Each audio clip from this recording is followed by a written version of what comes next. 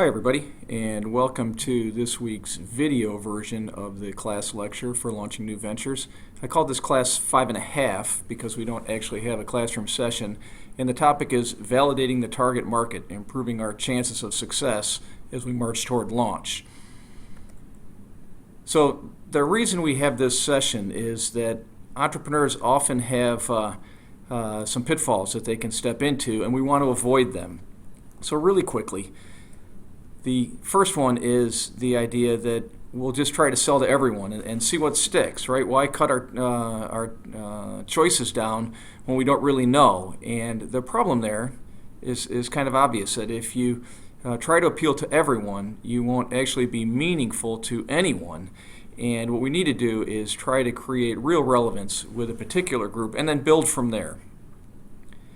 Pitfall number 2 is what we call the China syndrome, right? That if we could just get 1/10 of 1% of all of the toothbrushes sold in China, we'd have a huge scalable venture. And the problem is that if you run the numbers that way, of course, every venture you look at will be great. But what we need to do is focus on the market need and look out for just running the numbers like this, because they'll almost always look great.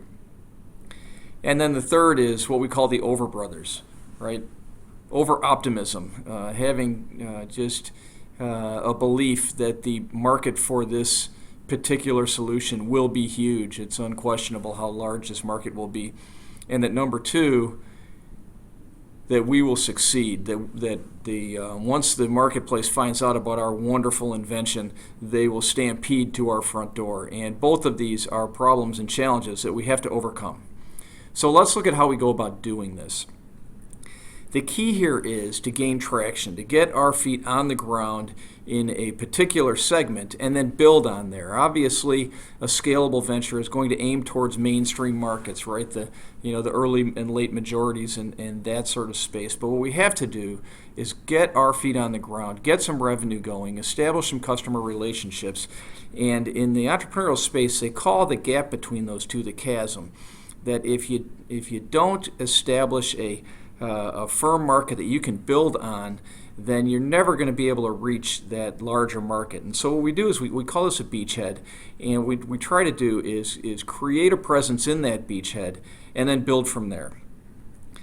A good analogy that you can think of is a set of bowling pins, right? That in the context of this analogy, the beachhead is the head pin, right? So it's a particular segment and a particular subgroup of applications, of value propositions that will address that smaller, more accessible marketplace. And if we can have success there and build relationships and get some revenue going and build our financial model, then it enables us to pursue what we call follow-on markets. So we want to have an awareness of both of these, right? But the beachhead at this stage is critical, that we have to focus on that, which puts us in play to go after that follow-on market set that will allow us to scale the business.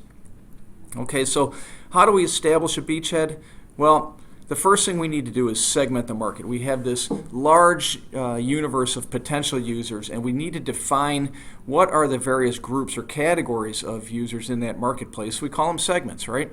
And then after we define our segmentation criteria and understand the segments, then we need to target a segment that we can be the leader in, that we can really create a dominant position in that space. Within the segment, we need to go back and revalidate the problem or need, revalidate our solution, that the solution fits that need, right? It's all about fit. And then re-estimate our market size. And here we call it the served available market, which will be a smaller number than our total available market. And we just want to understand, if we succeed in that market, how large will it be? The key here is to get a degree of focus that allows us to be a laser beam at this beachhead market. And it's a challenge that entrepreneurs and businesses in general face. Okay, I want to give you just a kind of metaphor here, a framework that we call STP, right? You start with segmentation. From there, you target. And once you have your target market understood, then it becomes a positioning challenge. How do you establish a position in the mind and behavioral pattern of those potential users. So STP will become a big factor. So how do we segment the market, right? Well, what is a market segment? I like this description here, that it's a group of potential customers. So we look at the broad market, we look at all of them, but then we try to categorize groups that share certain characteristics or preferences around a particular need, and that they have a similar set of reasons, urgency, of why they would want to acquire this particular product or service, and furthermore, that they would utilize a similar means to scratch that itch, if you will, a similar method or channel that they would use to acquire this product or service. And if you start to understand the broader market, you should be able to categorize what these segments are all about. We call that segmentation criteria, and you need to be able to describe that criteria and then describe the segments that result. So what do we do? Well, we start with a broad perspective. You don't want to just jump in and narrow your choices too early. So start broadly and then begin to narrow. Brainstorm on what these segments could be, right? So use the traditional techniques of whiteboarding and divergent thinking and all of the things that that you've learned in the innovation space and that sort of thing. In the real world, you would want to come up with a longer list, maybe 6 to 12 potential segments. For this class, maybe 3 or 4 segments that you ought to be able to describe, and then from that you'll be able to pick which one you would target. Okay, that'll be your beachhead. And another rule of thumb or tip here is to focus not on organizations but on end users, right? The people. We want to take a human-centric approach. So focus on the teachers, not the schools, if you understand that. So we looked at this earlier as we were trying to understand value propositions and the idea of an archetype or a persona for our potential user. Well, here we want to take it a little bit deeper. Now that we know our segmentation criteria, we want to create an archetype or a persona for each segment. Give it a name, bring it to life, give it a personality so that we can really understand the distinction between the various segments. It helps us really understand, get in the shoes of our target market. So be thinking about doing a persona for each of your market segments. So let's look at an example from Bill Aulet's book, Disciplined Entrepreneurship, right? And they have one of the examples of startups they worked with is this 3D modeling CAD sort of thing that allows you to take a digital 3D model and carve it like you would a block of clay using this handheld device. And it's Sensible Technologies is the name of this startup. So they had the technology, and the question was, how are they going to take it to market? So they looked at potential segments, right? So the entertainment segment, industrial design, medical visualization for things like and surgical simulation, those sorts of things in the healthcare and medical space. Geophysical visualization, so think in terms of like energy exploration and that sort of thing. Non-visual computer-human interface, right? So different ways of having people interact with computers and prototyping. So these are the potential segments that they looked at, and you can see that each of them has different preferences, different criteria, different reasons and urgency to buy. So this would be an example of how to segment the market. So once we segment, then we get into targeting. We've got a range of, in your case, 3 or 4 potential segments, and the question is which one would be the best fit to go after first, right? So here's some questions or rules of thumb. Number 1, does this segment have the economic capacity to purchase your solution? Is the value created enough that they will actually create savings and that sort of thing? They have the money to purchase. If so, start with them. Is the target customer readily accessible? Do you have the means to reach them from where you are today? Okay, a segment that is easier for you to reach is a better beachhead than one that would take more money or time or relationships to gain access to. Do they have urgency, a compelling reason to buy? Go towards urgency. If you've had the market identified, can you deliver a complete solution today? Now that may mean you need to have some partners, some alliances, but if you could find those, would you be able to deliver today?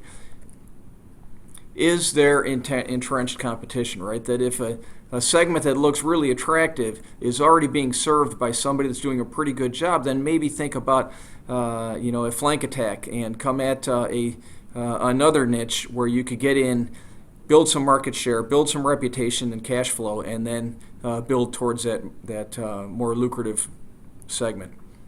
If you win this segment, if you win this head pin, does it enable you to go after additional head pins, right? So we talked about the idea that a single segment and a single application are the head pin.